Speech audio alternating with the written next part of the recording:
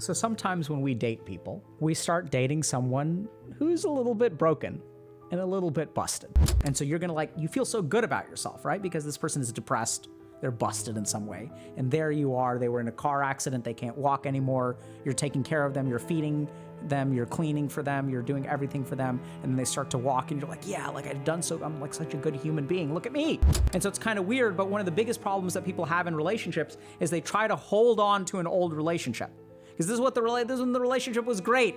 It was so awesome before things changed. And so this is a point where if your girlfriend is not clingy anymore, you may start to feel terrified. You may start to feel like she doesn't need you anymore. And sometimes she may not need you. And if the foundation of your relationship was her needs, and that foundation gets wiped away, then the relationship won't survive.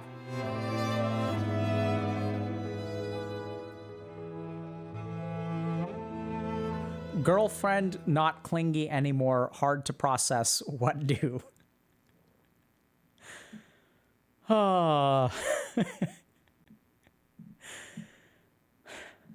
That's such a great question, dude, seriously. Let's talk about this. So sometimes when we date people, we start dating someone who's a little bit broken and a little bit busted. And sometimes they're a little bit clingy. And the neat thing about dating someone who's clingy is it's kind of like a very good compliment to our own insecurities, right? So if I don't believe that I am worth dating, but I end up dating someone who's very, very clingy, their clinginess demonstrates to me how vital and important of a person I am, right? So y'all get that? It's kind of like, we'll see this a lot where people who are insecure at their core about their worth will actually date people who are very, very clingy. And so a relationship will start, and people are not perfect when they start a relationship, right? Each of us has things that we're working on and stuff like that. And the relationship will develop particular dynamics. Like, for example, this person is clingy, I'm the support, and they need the support, and it's kind of like a one-way relationship. It gives me a sense of value. It also gives me a sense of security, because as long as this person needs me, then I don't have to worry about them leaving, right? As long as I can provide value and I can do something for them, right? So this goes back to the what have you done for me lately? As long as a person is clingy, they can't leave. And I can continue being a good partner, right? So that's kind of interesting because that's what happens. And interestingly enough, we'll find people who are clingy, and you may wonder why on earth are you dating someone who's so clingy? They're so clingy all the time. Doesn't that annoy you? And you're like, yeah, it annoys me, but subconsciously I really, really enjoy it because I don't have to worry about them leaving because they're incapable of functioning on their own. So I'm guaranteed a relationship and I don't have to worry about being alone. Yeah, that happens. So then something often happens that is very, very terrifying. So sometimes we enter relationships, and a big part of that relationship is us wanting to help the other person because this person is broken. And I want to help them. I love them. I want them to be independent. I want to help them get healthy. I want to help them become whole. I love them so much. And so you're going to you feel so good about yourself, right? Because this person is depressed. They're busted in some way. And there you are. They were in a car accident. They can't walk anymore. You're taking care of them. You're feeding them. You're cleaning for them. You're doing everything for them. And then they start to walk and you're like, yeah, I've done so. I'm such a good human being. Look at me. And then they start getting better. And then they don't need you anymore. And then you kind of don't know what to do with that. Because I used to provide value for this person, right? And so if I'm insecure about myself, as long as I can continue providing value for them, they're going to stay in the relationship. But if I stop providing value, then why would they be in the relationship? They don't need to be here anymore. They've grown past me. And so it can be very, very hard as you support your partner and your partner has the chance to stand on their own 2 feet and they no longer need your help. It can be a blow to you. It can be very difficult for you. What are you supposed to do now? How are you supposed to function? How are you supposed to handle it? Right? So it can be really hard. But here's the thing to understand about relationships. If you want to stay in a successful relationship, you have to understand that the relationship changes over time. So let's say I start dating someone and we're both 18 years old and we're about to go to college. Or let's say we started dating in high school. So we've been dating for 3 years, 15 to 18. And that relationship works in that way because we're 15, 16, 17, 18. And then when we go to college, that's different, right? We're going to grow as people. We're going to change as people. The interests that we have are going to change. Our work ethic may change. Some of us may get serious. Some of us may get more serious in terms of work ethic. Some of us may start partying way too much. So we'll change as human beings because human beings aren't static. And so it's kind of weird, but one of the biggest problems that people have in relationships is they try to hold on to an old relationship. Because this is when the relationship was great. It was so awesome 5 years ago before things changed. And I want to go back to that thing. But here's the thing to understand, that human beings change over time. It's a fact. And so if human beings change, relationships must change with them. And so this is a point where if your girlfriend is not clingy anymore, you may start to feel terrified. You may start to feel like she doesn't need you anymore. And sometimes she may not need you. And if the foundation of your relationship was her needs, and that foundation gets wiped away, then the relationship won't survive. Does that mean that she used you and you're resentful and all that kind of stuff? I'm not sure about any of that crap because you offered, right? So this is the other problem that we get into with relationships is when I become my partner's therapist, I have a dual relationship. So do they owe me romance if I am giving them therapy? And this is something that people do all the time without realizing it. They feel resentful because I'm giving you this and you're supposed to give me this in return, but it's not an even trade.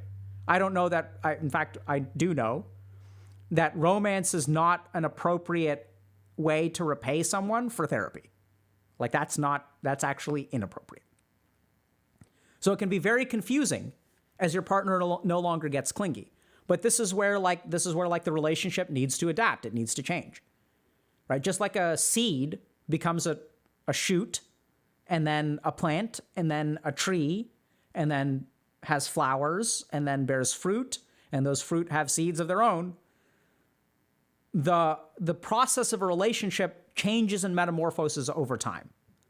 And if you want a relationship to work, you have to let it change. You can't let it be what it was. So now there were certain things about your partner that you really liked that you liked in spite of the clinginess, right? So the clinginess presumably is a bad thing. Maybe it's a good thing, whatever. But there have to be other things to your relationship besides the clinginess. So hopefully those things are still there. And now without the clinginess in the way, what can your relationship turn into now that your partner is independent? Can they start supporting you more, right? Can the support start to be 50-50? Because ideally, that's what it'll turn into. And that's what hopefully happens in these kind of successful relationships where you help your partner get back on their feet. And then hopefully the foundation of the relationship was not the dependence. Because if the foundation of the relationship was dependence, it doesn't mean the relationship is going to end. It just means you need a new foundation. And anytime you switch foundations, there's a chance that the relationship ends. So it can be a lot to process for sure. It can be very challenging. But I would start by, first of all, understanding what is confusing about it for you. Understand what your own feelings are. Understand what you want from the relationship. Understand how you feel threatened, if you do, by her lack of clinginess. And then have a conversation about it, right? Talk to your partner. Hey, I've noticed that when we first started dating, you were like, I would have described you as clingy. Would you say that's fair? And then, because you don't want to label something if she doesn't agree with it. And then say, like, I've really noticed that you've grown a lot in that way recently and that you've become a lot more independent. And hopefully you can be proud of that. So then you can authentically say, like, I'm really proud of you for, like, you've changed a lot. Like, you've become an adult. You've grown in so many amazing ways. Is it okay? And so you talk about that and sit with that. Doesn't have to be the same conversation. Then you can even share that it's weird, but I find myself being more insecure the more independent you become. Because there's a part of me that has always wondered, like, part of the reason you're with me is because I do, like, support you. And now if you don't need my support anymore, I've started to feel kind of confused about what's going to happen to our relationship. And I would just say that and see what your partner has to say. Because the whole point about a relationship is, like, you can try to navigate stuff up here, and this is a mistake that a lot of people make. They try to fix the relationship all internally, try to figure everything out. There's a whole other person involved. There's a whole other mind. There's a whole other set of feelings.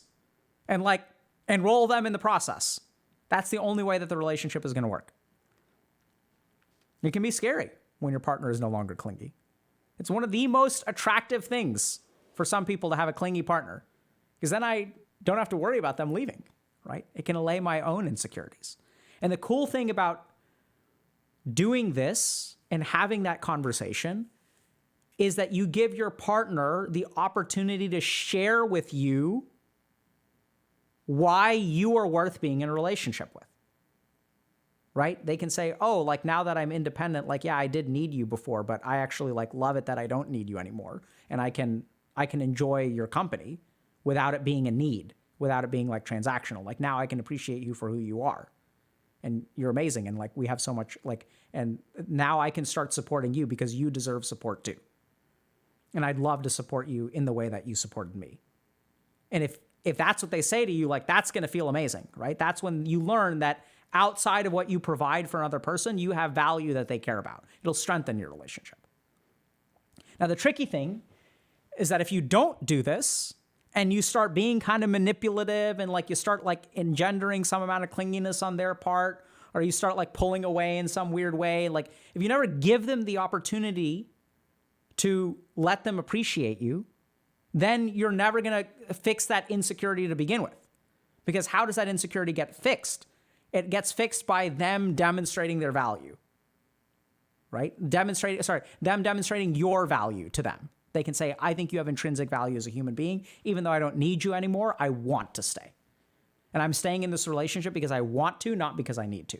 And when your partner can say that to you, that's what's going to make you feel secure, because they're here because they want to be, not because they need to be. Because you're always wondering, are they here because they want to be, or because they're here because they need to be?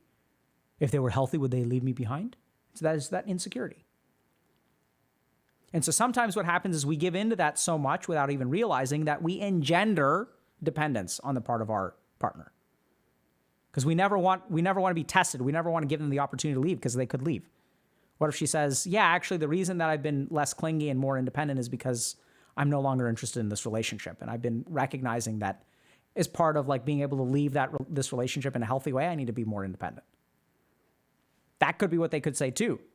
But here's the thing. If that's what they're saying, like being a manipulative prick is not going to change that. You may be able to get them to stay for a little while, but if they're not invested in the relationship, you know, you can try to manipulate them into staying and you may even succeed, but I don't think that's a relationship in which either of you will be happy. You may feel secure. You may feel some lack of loneliness, but you'll also feel resentment. You'll also feel stressed. It's not going to be a healthy relationship. Can unconditional love be unhealthy? I think unconditional love is not the problem. The problem is that people associate unconditional love with all kinds of unconditional other things, right? So what some people will do is they'll think that unconditional love means unconditional finances, means unconditional boundaries, means a complete absence of boundaries, means unconditional forgiveness, means unconditional second chances. The problem with unconditional love, I think, is generally speaking a good thing. I don't think you should stop loving someone. But the problem is that we squeeze in a lot of stuff to unconditional love, like financial support and complete tolerance and no lack of boundaries. And I think that's what's unhealthy. And so this is where it's confusing for a lot of people. But you know, if you ever hear the phrase, if you loved me, you would ... That phrase is a friggin' trap. If you loved me, if you really loved me, you would do this for me. One of the most manipulative phrases ever. Love and whatever that other thing is, the reason that you're not using the same damn word for both of those things is because those things are different. Right? If you loved me unconditionally, you would love me unconditionally. Yes, you are correct. That is correct. If you loved me unconditionally, you would pay for whatever I wanted. Disagree. It's the tying of the two things, right? And that's where unconditional love gets into trouble. Because what gets unhealthy about it, I don't think is the love, it's the other stuff. And so if you find yourself making those kinds of statements or thinking those kinds of thoughts, I encourage you to think a little bit about why you tie those two things together. Because last time I checked, love and money are two very different things. Love and forgiveness are also two very different things. Right? If someone does something bad to me, I can forgive them without loving them. Like, clearly, it's possible. And so love without forgiveness is also possible as well. And so be super careful about what you interpret as love or what love means to you. And this is where this kind of introspection can help people a lot. Because oftentimes what you'll discover is that in your upbringing, people have a particular love language. What was the demonstration of love? What does love mean to you? Oh, like my parents would get each other very, very expensive gifts for their birthdays and their anniversary. And there was a large material component to love that I saw in my household. Therefore, when I get really, really upset and I think that my partner doesn't love me because they didn't spend 10 grand on my birthday, I feel unloved. Like, look into that, right? Introspect, understand where that comes from. But generally speaking, I don't think that unconditional love is that unhealthy, but it can sort of become unhealthy if you start attaching other things to the love.